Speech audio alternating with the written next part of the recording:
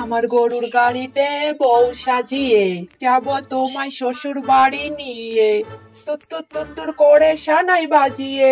আমার ভাঙা গরুর গাড়িতে বউ সাজিয়ে যাব তোমায় শ্বশুর বাড়ি নিয়ে। বেলা তো অনেক হয়ে গেল, জমিদার মহাশয়ের কাজগুলো করে দিতে হবে। গরুগুলো সারাদিন ধরে কিচ্ছু খায়নি, আগে গরুগুলোকে পাশের জঙ্গলে ছেড়ে দি। নে নে, এবার তোরা ঘাসগুলো পেট ভরে খেয়ে নে দেখি। আমার আবার তারা আছে, জমিদার যদি কিছু টাকা দেয় সেই টাকাগুলো নিয়ে গিন্নির সাথে বাজার করতে যাব। তোরা তাহলে থাক, আমি বাসায় যাই। আমি ডানা কাটা পরে আমি অনেক টাকার মালিক। মাগো মাগো, আমার টমেটো গাছগুলো যেভাবে বাড়ছে মনে হচ্ছে যেন টমেটো গাছগুলো বাড়ছে না, বাড়ছে আমার টাকার গাছগুলো। আমি বেশ ভালো করেছি, এবছর যা টমেটোর দাম যাচ্ছে না, তাতে যদি আমি টমেটো গাছগুলো বাইরে লাগাতাম তাহলে বেটারা আমার টমেটোগুলো সব চুরি করে নিয়ে যেত। তাই তো আমি টমেটো গাছগুলো রান্নাঘরে লাগিয়েছি। আমি প্রতিদিন করে টমেটো গাছে জল দিই। এবছর আমি টমেটোগুলো বিক্রি করে বেশ লাভবান হব গো। যদি আমি টমেটোগুলো প্রতি কেজি 100 টাকা করে বেচতে পারি তাহলে আমি বাড়িঘর সবই করতে পারবো। টমেটো বিক্রি করে আমি আমার গয়নাগুলোও কিনে নিতে পারবো গো। আহা, স্বামীর কাছে আর কোনো টাকা চাইতে হবে না আমার। একই গিন্নির রান্নাঘরটা তুমি একই অবস্থা করে দিয়েছো, টমেটো গাছ দিয়ে পুরো রান্নাঘরটাই ভরে দিয়েছো। টমেটো গাছগুলো বাইরে লাগালে কি এমন হতো শুনি? ওগো, তুমি জানো এই বছর না টমেটোর দাম দ্বিগুণ বেড়েছে। এই বছর টমেটো শুধু কালুর বাপি করেছে গো, আর কেউ করেনি।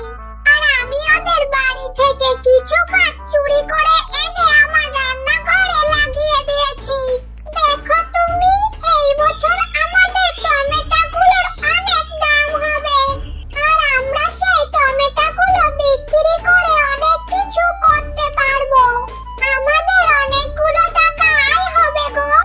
হা হা হা, গিন্নি তোমার মাথাটা মনে হয় পুরোই গেছে। এবার তুমি দেখোনি সবাই টমেটো চাষ করেছিল, আর টমেটো গুলো বাজারে কেউই নিতে ছিল না। তখন তারা সেই টমেটো গুলো গাছ সহ নষ্ট করে দিয়েছিল। আর তুমি কিনা বলছো তোমার টমেটো গুলো অনেক টাকায় বিক্রি হবে। এগুলো তুমি এক্ষুনি রান্নাঘর থেকে পরিষ্কার করো। তোমার টমেটো কেউ নেবে না, কেউ নেবে না। বাজারে সবাই ফেলে দিয়েছিল ওইবার। এই শোনো, গতবার সবাই চাষ করেছিল, তাই টমেটো অনেক সস্তা ছিল। এই বছর টমেটো আর কেউ চাষ করেনি, শুধু ওই বাড়ির কালু ছাড়া। আর আমি কালুদের বাড়ি থেকে কিছু টমেটো গাছ চুরি করে নিয়ে এসেছি। তুমি বাজারে গিয়ে খোঁজ নিয়ে দেখো, এবার টমেটোর অনেক দাম হয়েছে। আর শোনো, তোমার সাথে আমি টমেটো গাছ নিয়ে কোনো বাড়তি কথা বলতে চাই না। সরো সরো, আমি যাই। মিচকে শিয়াল তার বউকে দেখতে লাগলো, চুপটি করে দেখলো আর বলতে লাগলো, গিন্নির মাথাটা মনে হয় পুরোই পাগল হয়ে গেছে। কি থেকে যে কি বলে না, আমার এখানে দাঁড়িয়ে থেকে কোনো লাভ নেই। আমি যাই বরং গরুগুলোর ঘাস খাওয়া হলে গরুগুলোকে নিয়ে বাসায় চলে আসি। যাই যাই।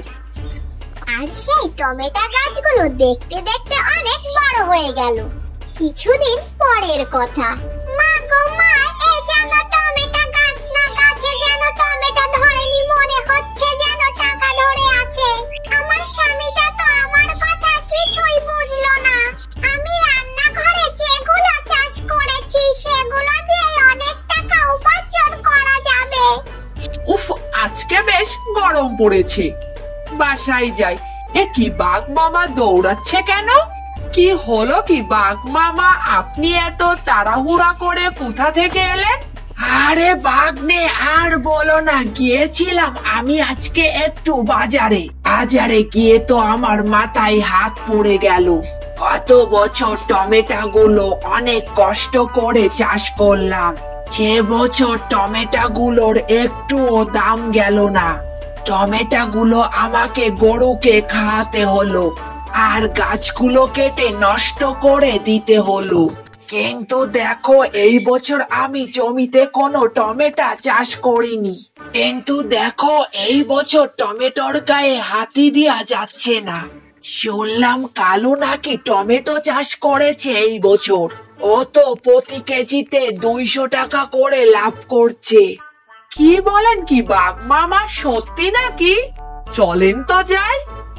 শিয়াল বাজার দেখে তড়িহড়ি করে তার বাড়ির দিকে চলে এলো আর এসে দেখলো তার গিন্নি গাছ থেকে টমেটোগুলো একটা একটা করে তার ঝুড়িতে তুলে রাখছে। দেখো স্বামী, আমাদের গাছে কত টমেটো ধরেছে। এই বছর না আমি তোমাকে বলেছিলাম আমরা টমেটো বিক্রি করে অনেক টাকা লাভ করব। তুমি তো আমার কথা বিশ্বাসই করছিলে না, এখন দেখো। গিন্নি, সত্যি আমার ভুল হয়ে গেছে। আমি একদমই বুঝতে পারিনি। এই টমেটোগুলো বিক্রি করে তো আমাদের প্রতি কেজিতে 200 টাকা করে লাভ থাকবে। তুমি দাও তো দেখি তাড়াতাড়ি করে টমেটোগুলো ছিঁড়ে আমি বাজারে গিয়ে বিক্রি করে আসি। হ্যাঁ, তুমি তাড়াতাড়ি যাও। তারপর শিয়াল টমেটোগুলো নিয়ে বাজারে চলে গেল। টমেটোগুলো বিক্রি করে শিয়াল বেশ অনেকগুলো টাকা পেল। সেই টাকা দিয়ে শিয়াল একটি বাড়ি এবং একটি গাড়ি কিনলো আর তারা বেশ সুখে শান্তিতে দিনগুলো কাটাতে লাগে। তাদের আগে কষ্টের জীবন ছিল, কিন্তু এখন টমেটোগুলো বিক্রি করে তারা অনেক ধনী হয়ে গেছে, যা দিয়ে তারা বিলাসবহুল জীবনযাপন করতে পারছে।